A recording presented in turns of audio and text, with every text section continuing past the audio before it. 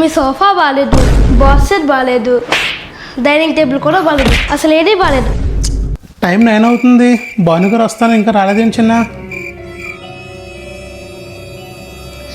Daddy Bhanu uncle వచ్చినట్టున్నారు. Really చూద్దాం.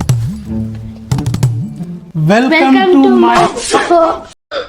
అదేంటి భాను సార్ వస్తాను మీరు వచ్చారేంటి కొండలు? సార్ వచ్చే ముందే కొన్ని మీకు ఇన్స్ట్రక్షన్స్ చెప్పాలి, అందుకే నేను వచ్చిన. Your always welcome.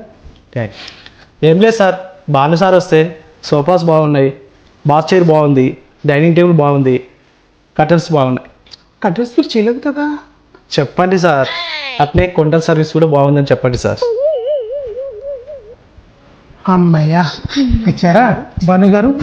Welcome to my home. Thank you అండి, థ్యాంక్ యూ సో మచ్. బాగున్నాయి సార్ ఫ్లవర్స్. యా ఫైనల్గా మీ బీకేపీ సోఫా మా ఇంట్లో.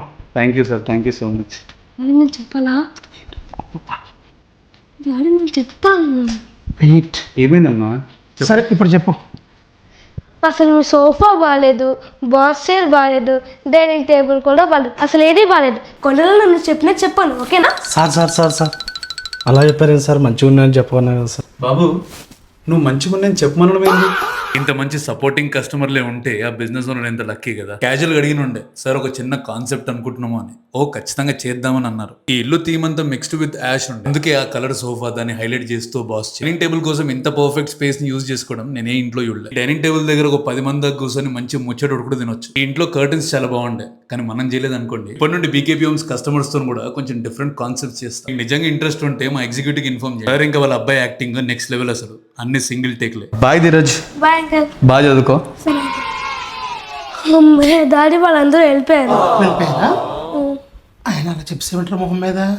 డాడీ అయినా ఇది మన ఇల్లు, మన స్క్రిప్ట్. కొండల అంకల్ చెప్తే మనం ఎందుకు చేయాలి? ఎలాగున్నాడు దెబ్బ అడ్రస్ కదా.